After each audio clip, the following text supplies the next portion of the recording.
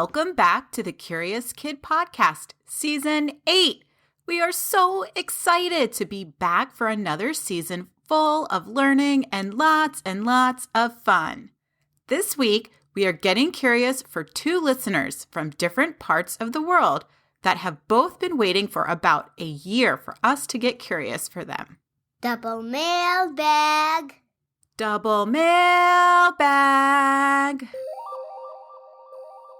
Hello, my name is Tom. I am 8 years old from Tasmania, Australia. I am curious about Lego and phones. I'm also curious about Minecraft, paper, how the eardrum works, monster trucks, and power lines. Thanks for your podcast, Tom of Tasmania, Australia.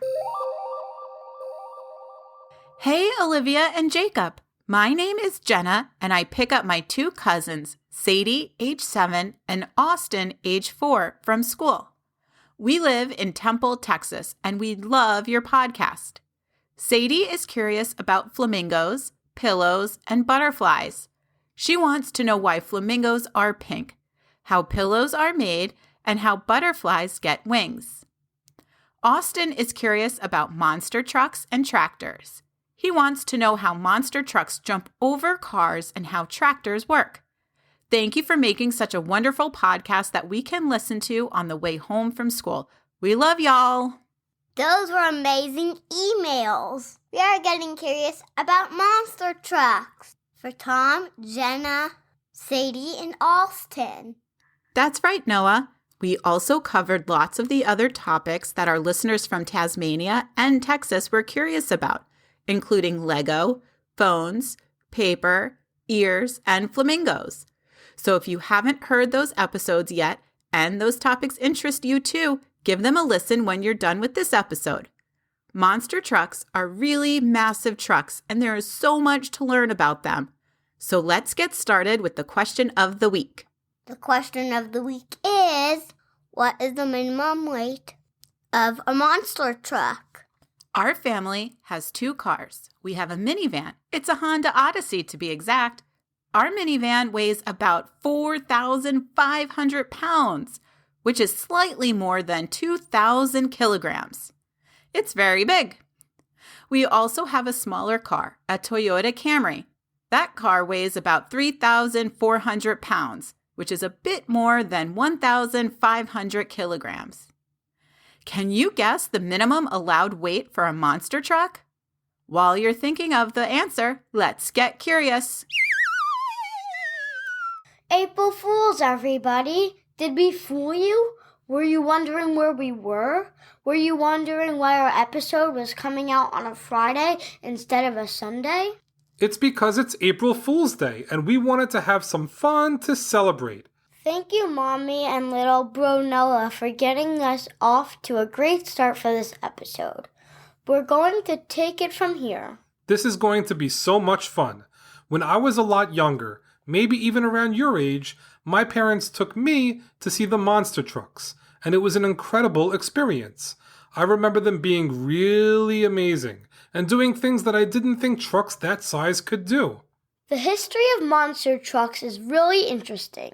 In the late 1970s, pickup trucks were modified so that they could be really good at mud bogging and truck pulling. Mud bogging is really neat. The goal of the sport is to drive a vehicle through a big mud pit. These mud pits are big and deep. There is no way our car or minivan would be able to get through these mud pits. Even lots of the modified pickup trucks got stuck. Of the trucks that made it through, the one that got through the mud pit the fastest would win the competition. Truck pulling is exactly what it sounds like.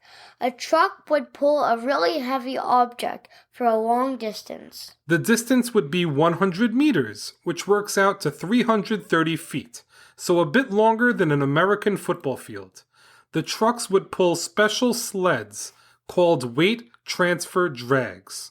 What the sleds did was make it more and more difficult for the truck to keep pulling it the longer the distance the truck traveled. The truck that pulls the sled the furthest would win the truck pulling competition. Mud bogging and truck pulling would require really big and really powerful trucks. Ordinary pickup trucks wouldn't do the trick. That's why pickup trucks were modified, so that they were bigger and stronger. They soon started competing to see which truck was the biggest. The trucks were given bigger tires and larger suspensions. The suspension is supposed to make sure your drive is safe and smooth, at least as smooth as it could be if you are driving a monster truck doing crazy tricks. It does that by absorbing a lot of the bumps that are caused by the road and other factors. These days, the trucks are also designed with a tubular frame and fiberglass bodies that attach to the frame and can be replaced when damaged, because monster trucks get damaged a lot. The engines of a monster truck are supercharged, and they have 4-wheel steering, with the front and the back wheels controlled separately. And you're not going to believe this. Monster trucks have crazy big tires. The tire on a monster truck is 66 inches, or 168 centimeters in diameter. That means that if I stood next to a monster truck tire, it would come up to my forehead. Each tire also costs $2,600. You could buy a full car for the price you would spend on 4 monster truck tires. The average monster truck costs about $250,000. That's $250,000. One of the first competitors to compete in the early monster truck events was Bob Chandler and his incredible truck Bigfoot. In 1981, the year I was born, Bob Chandler drove over junk cars in Bigfoot, crushing them. The tires on Bigfoot at the time were only 48 inches. Haha, only 48 inches. When an event promoter heard what he was doing, he asked Bob to drive over cars in Bigfoot in front of a crowd. Bob agreed, and he showed off his amazing Bigfoot truck in front of small crowds. Then, the following year, he performed at the Pontiac Silverdome in front of a larger crowd and debuted his new and improved Bigfoot truck with 66-inch tires at that show. Soon, other monster trucks like King Kong, Barefoot, and Virginia Giant were designed like Bigfoot and started competing together. In the early 80s, monster trucks were still primarily used to compete in mud bogging and truck pulling. By the end of the 80s, they were competing more and more often in races. Today, you can go to a Monster Jam competition and see these massive monster trucks drive over cars and even soar over cars and come crashing down on them. They do all kinds of crazy tricks and stunts. 2 years ago, because they weren't able to hold events in front of large audiences, Monster Jam held a pay-per-view event in Bradenton, Florida, with the goal of breaking several Guinness World Records, which is precisely what they did. The monster truck Gravedigger made the highest jump by monster truck, reaching 34 feet into the air. The monster truck Megalodon set a new record by jumping over 8 different monster trucks. And the monster truck Zombie did 44 donuts, or spins, in a single minute. Boy, that would make me dizzy. There are other monster truck records too. For example, Bigfoot 5 has tires that are 10 feet in diameter. That's just plain silly. The fastest speed ever reached in a monster truck was 100.31 miles per hour, set by the truck Mohawk Warrior. The longest jump by a monster truck was completed by Bad Habit and measured 237.7 feet. That's insane. These trucks and the drivers that drive them are so incredible. They can even do front flips and back flips. Considering all of the amazing stunts that the monster trucks do, it's amazing how safe they have been. That doesn't mean that the trucks don't take a beating. Each truck usually gets thousands of dollars of damage at a show with only a few days to make the necessary repairs before the next event. Monster trucks are about 12 feet tall and 12 feet wide. Being that big, They must weigh a ton. Let's answer the question of the week.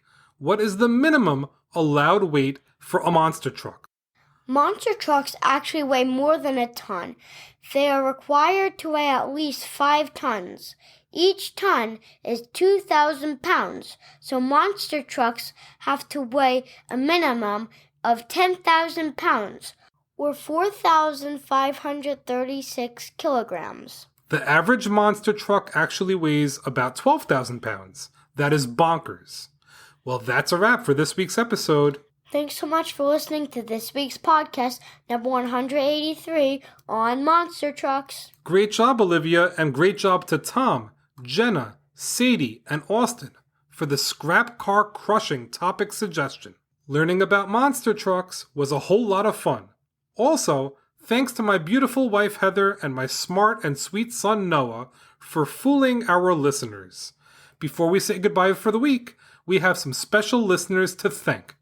Thank you to our newest Patreon supporters, Will W. and Heather G. A big thanks to Will and Heather for the support. Their support gets them lots of extra behind-the-scenes access to the podcast, including access to our monthly current events episodes when we learn what was good, what was bad, what was important, what was interesting, and what was strange about each month.